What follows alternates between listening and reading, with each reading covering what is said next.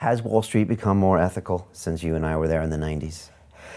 I think that it reached a crescendo of zero ethics back in like 2006, 7. It was like mass craziness, right? So it got worse from when you were there. I think worse, and then after that shock to the system, I think things have gotten better.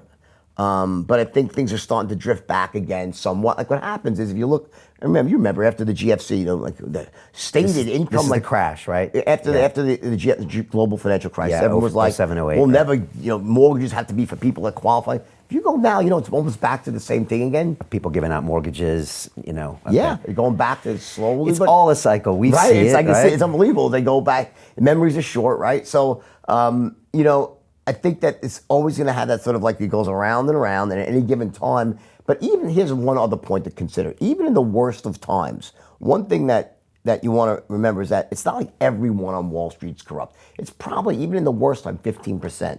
Most people are trying to do it right. Yeah. Not, and then it's only that little sliver is enough to destroy everything, right? And that's the problem, And why do they push it? Why do, guys like you want to push it? Look, I was at Bankers Trust, and a couple years later, they got indicted, and then they got RICO run against them because they were shown to be doing it to multiple corporates. It was racketeering. I mean, they threw at them what they threw at Al Capone. I know. Because they were doing these trades into Procter & Gamble and this kind of thing. So I'll tell you what it's about. It's like the best lesson for me was coming back from what happened, going to jail, losing everything, coming back and building another business. So what happens very often is that, when you make money so fast on Wall Street, you don't really build anything.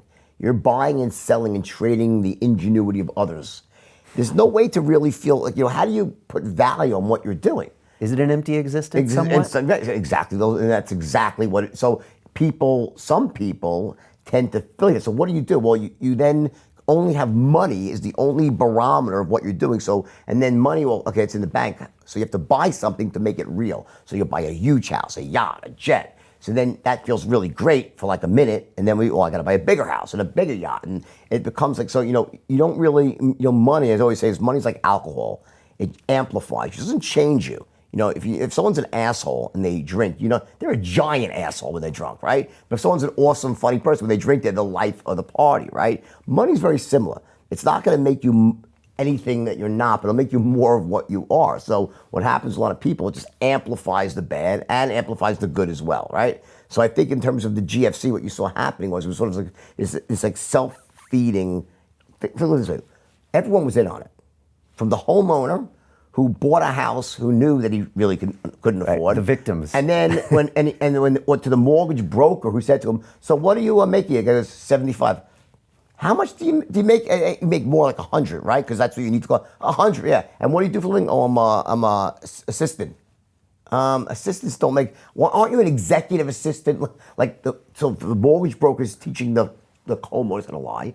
The underwriters looking the other way because their boss saying, just approve it because we'll sell it to Wall Street. Wall Street saying, we don't care because we're selling it to Iceland. The rating agency saying, well, if I don't do it, then the other one will do it. And everybody was like in on it. Yeah. And at the end of the day, this is really sad, but countries like Iceland and Greece, they were the ones that really bore the huge brunt of this. It was a gigantic lump of crap, but everybody was sort of complicit in this giant lie. I was in the industry, and I'll tell you, here's what happened. I was in the mortgage industry, and the first time I didn't know anything about subprime loans. I was always an A borrower, in my adult days. And a friend of mine said, "Hey, let's go into business together with mortgages." It's like 2001, right when the refi boom started, right? And first client I got, they wanted to refi the house. Credit came back; they were like a 540 credit score. They didn't get approved through Fannie Mae.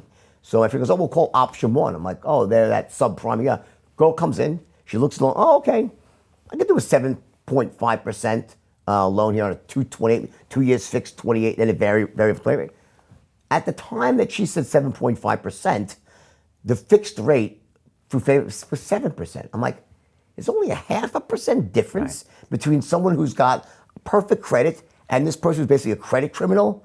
I'm like, how could they afford to do this? I'm saying, but I guess the bankers have it figured out on what, like everyone thought someone else had it figured out. Like they wouldn't be that stupid as to allow this to happen. So everybody thought that someone else was watching the shop. I had a great friend, a partner at Goldman Sachs, and what were you guys thinking? He goes, we didn't think real estate prices ever go down.